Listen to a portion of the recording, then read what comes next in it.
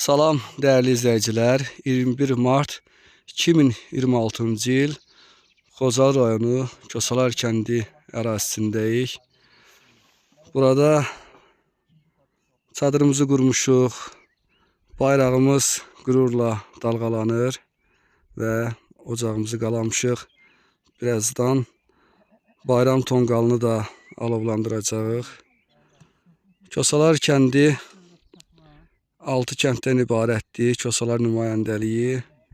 Biri isə bu uzaqda işıq yanan yer Qaragaf kəndidir. Orada ellərimizdən kimsə bayram tonqalını alovlandırıbdır. Görünən isə Qırqız dağlarıdır. Əzəmətli, əfsanəvi Qırqız dağlarıdır. Və buralar isə Kosaların dağlarıdır. Kosaların sığındığı dağlardır. Qoynunda yerləşdiyi dağlardır. Bu isə məşhur ya Əli dağıdır. Qırqızda qartal yuvası olan Kosalarda hal-hazırda bu çəkilişi eləyirəm.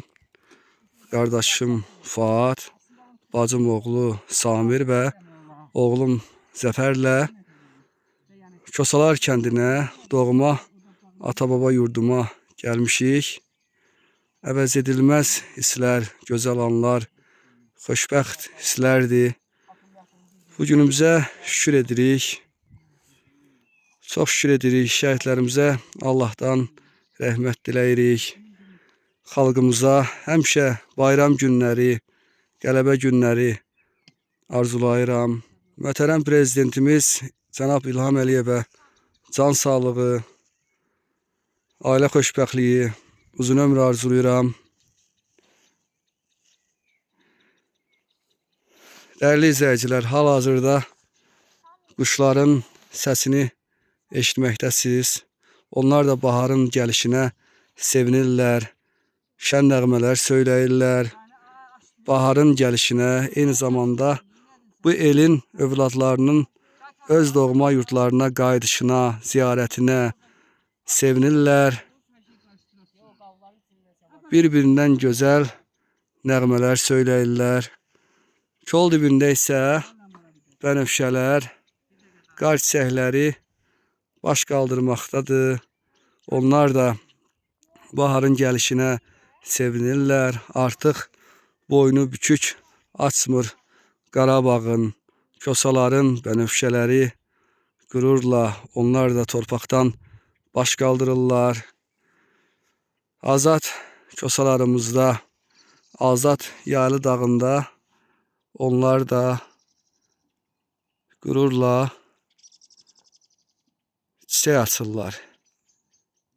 Səhər tezdən yəqin ki, buranın gözəlliyi daha da gözəl olacaq. Əzəmətli bir görünüş ortaya çıxacaq. Şuşa tərəfdən günəş bu yurda boylanacaqdır. Və quşlar səhər tezdən daha şux, daha şəqraq nəğmələr oxuyacaqlar. Şanlı bayrağımız da bax beləcə qürurla dalgalanmaqdadır. Həmişə bayrağımız ucalarda dalgalansın, qürurla dalgalansın və bir daha bu günlərimizə şükür eləyirəm. Bu hissədə dağılmış evdən bir çəkiliş göstərirəm. Necə deyərlər? Burada bir tarix var. Döyüşkən bir elin, qəhrəman bir kəndin tarixi yatır. Hər daşında, hər torpağında bir tarix, bir döyüş izi, bir qəhrəmanlıq izi var. Kosaların qəhrəmanlığını oxumaq, öyrənmək və gələcək nəsillərə çatdırmaq lazımdır. Biz buranı tərk etsək də məcburən, ancaq burada Kosalar oğulları, qəhrəman igid Kosalar oğulları əsl döyüş nümunəsi göstəriblər.